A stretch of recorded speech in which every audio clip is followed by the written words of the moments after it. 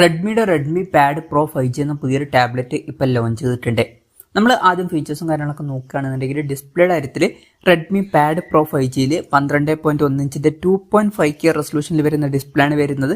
Resolution വരുന്നത് 2560x1600 ആണ്. LCD പാനലാണ് ഇതിൽ ഉപയോഗിച്ചിരിക്കുന്നത്. AMOLED ഡിസ്പ്ലേ ഒന്നും വരുന്നില്ല.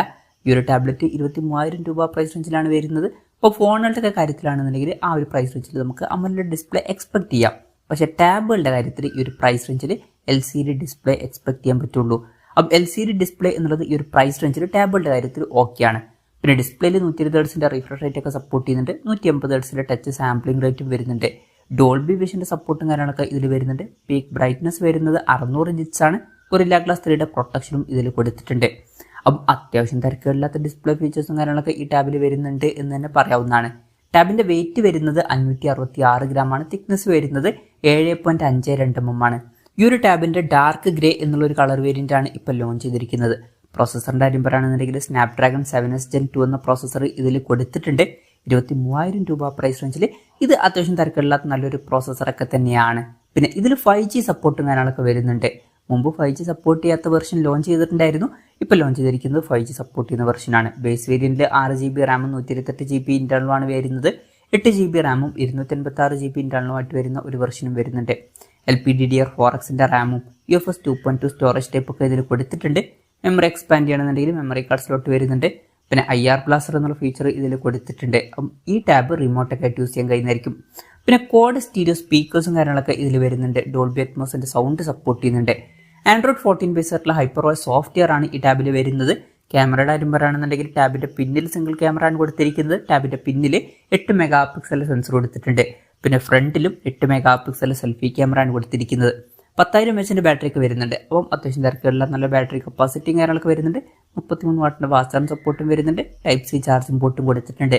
അപ്പോൾ തിരക്കില്ലാത്തൊരു ബാറ്ററി സെറ്റപ്പ് വരുന്നുണ്ട് എന്നൊക്കെ പറയാവുന്നതാണ്.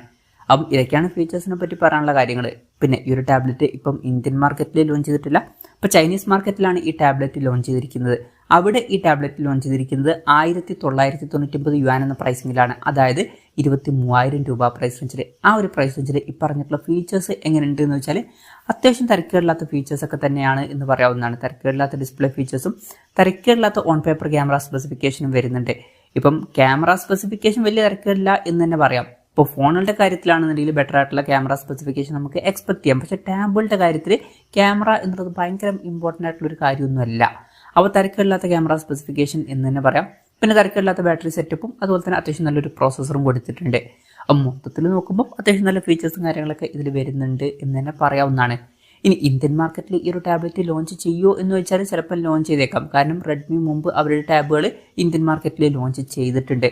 ഇന്ത്യൻ മാർക്കറ്റിൽ ലോഞ്ച് ചെയ്യുകയാണെന്നുണ്ടെങ്കിൽ വില കുറച്ചും കൂടി കൂടാൻ ചാൻസ് ഉണ്ട്. ചിലപ്പം ഈ ഒരു ടാബിൻ്റെ വില ഒരു 30,000 രൂപ പ്രൈസ് റേഞ്ചിൽ വരെ എത്തിയേക്കാം. 5G സപ്പോർട്ട് ചെയ്യാത്ത വെർഷൻ്റെ വില കുറച്ചും കൂടിയൊക്കെ താഴെയും വരാൻ ചാൻസ് ഉണ്ട്.